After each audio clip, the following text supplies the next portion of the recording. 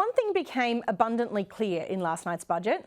Labor is still very much intent on pushing Australia as a renewable energy superpower.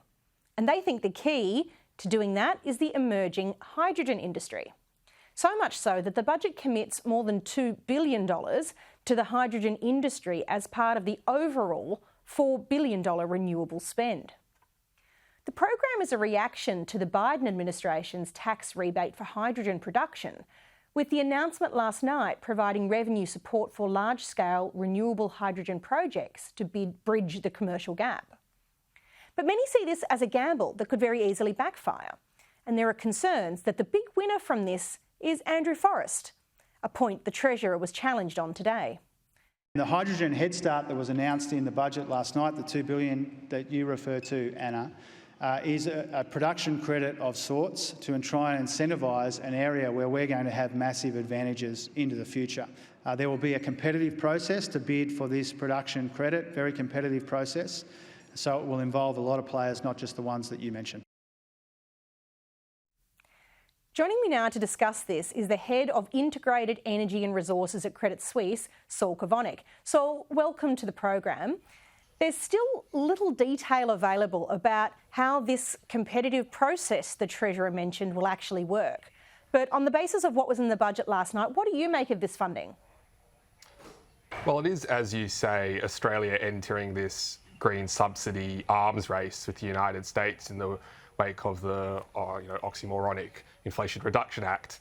And it is, these kind of measures are going to be needed if Australia is going to be able to compete over the next 5 to 10 years in hydrogen.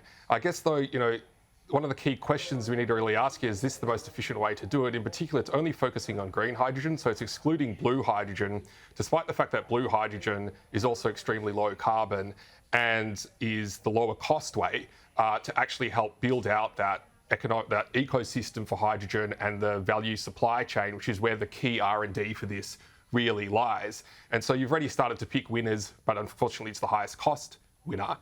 And then it also comes down to how's this mechanism going to work. Now, if it's truly going to be an objective, transparent mechanism, you might actually find that most of this money goes to Australia's oil and gas industry, who actually have the biggest raft in the pipeline of actual credible hydrogen projects underway, including green hydrogen projects.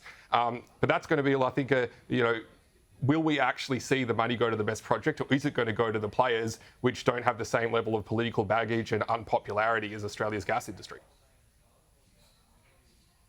Yeah, I think you're right to observe the importance of both blue and green hydrogen in making the entire industry have an ecosystem for viability, given that price is the real barrier at this point in time to it having greater take-up. The funding here is supposed to set us up with the US to be competitive, but our spend really is dwarfed by the US efforts. So is it going to have the impact of making us truly competitive? It is still a relatively small drop in the bucket. So if, for example, we assume this has a similar kind of credit to what the US is providing, this $2 billion is going to go as far as the equivalent of about 2 weeks, not even 2 weeks worth of Australian oil consumption. So it might be enough to kick off 1 or 2 projects, but it's really, is it going to be enough to put us at the same level playing field with the US? That's not clear. It's quite unlikely. And this does ultimately come down to cost. The reality is, even post pretty significant subsidies, hydrogen still costs 2 to 3 times what it costs to produce gas, particularly if it's green hydrogen. And, as the saying goes, hydrogen's always been the future of the energy industry and always will be. And the real, opportunity for hydrogen is going to be next decade. And there's a real question about, is throwing money in it today really just flittering money away, because there's no real competitive advantage in moving early? And what has been absent in this budget, for example, is support for Australia's critical minerals, where you could argue there's a much stronger competitive advantage and a much more stronger impetus to do something now to diversify supply chains away from China, but instead the money's going towards hydrogen to compete with the US, where they've got a much bigger bucket to throw than we can possibly do. It's a pretty good point about the opportunity cost. The US plan offers production tax credits of up to $3 per kilogram for hydrogen. Do you think we could be looking at something similar to that here? Well, it would have to be around that number in order for it to really work. So again, if you're looking at green hydrogen costs, the target is trying to get to 2 to 3. So you need, it's already kind of double that. So you do need that 2 to 3, potentially $4. Of course, that's $3 US, so we're talking more like $4 Aussie as a subsidy in order to make it work. Now, if you start to spread that across the pipeline of projects that are in Australia, it's nowhere near to get even 5-10% of them up. So it's really going to have to be a proper competitive project to first get the first couple of ones up. And this is all about really proving the supply chain. So it's not just about the hydrogen itself, but it's about what's the customer, what's the niche market you're going to, hydrogen supply points, for example, if it's going to vehicles, or are we going to target the export market? If we're going to target exports, this is going to go almost nowhere. Maybe we just need to focus this on some domestic sectors, for example, in vehicle fleets where there is better economics, it is a more niche area, and focus on the R&D and less on the bigger prize until we've actually proven that we can bring those costs down over the next 10 years.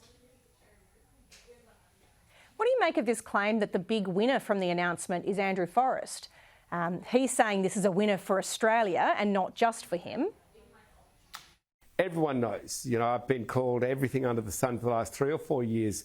Why do you believe in green hydrogen? It's never going to work, blah, blah, blah. And now we can see it's taking off in Europe, it's taking off in North America, and Australia could be a really big winner, Kieran, or we could actually lose. So why not make sure that we give our natural advantages and our hardworking and smart people the best chance they have?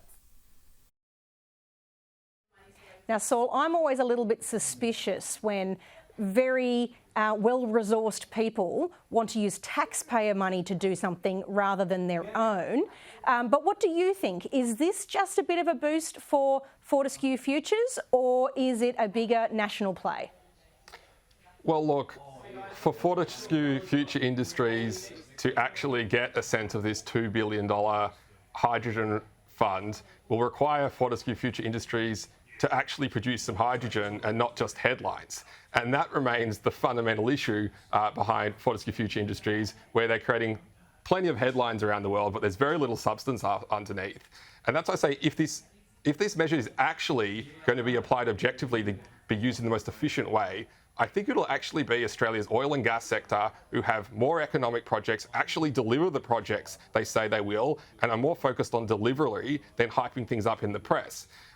There's obviously an opportunity for Andrew Forrest Fortescue here as well. But if it goes to the best project, I'm not sure they're going to get a big chunk of this money. The question is, will it go to the best project, or will it be pushed towards areas where the green branding is trumping the actual substance of the projects underway? And that would be a very real risk. Thank you very much for your time, Saul Kavonic. I appreciate your insight.